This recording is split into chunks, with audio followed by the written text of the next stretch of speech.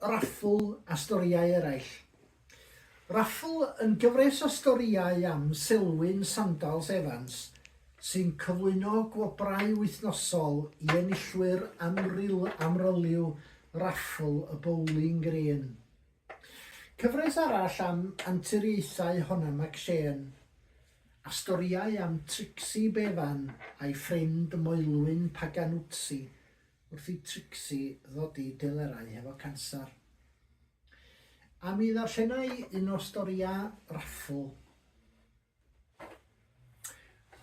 Yr exfoliation fydd yn digwydd gyntaf, meddai Denise wrth Harry Raymond.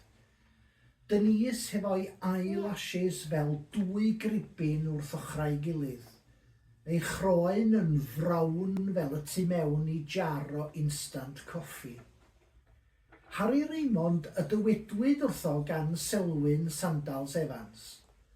Ti di ennill ffeisial yn y Raffl, ond i ti ddangos dy dicad.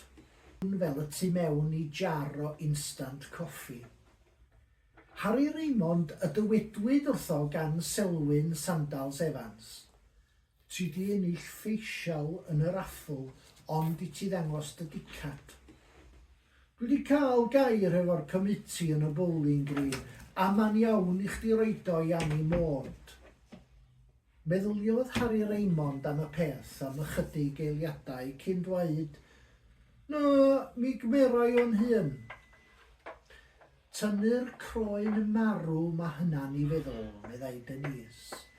Blaen ei bys yn troelli'n ysgafn, mewn cylch lleiaf erioed wrth ymyl ei drwyn, bron ar ei weddus. Mae gynnwch chi wyneb arall o dan hwn chi.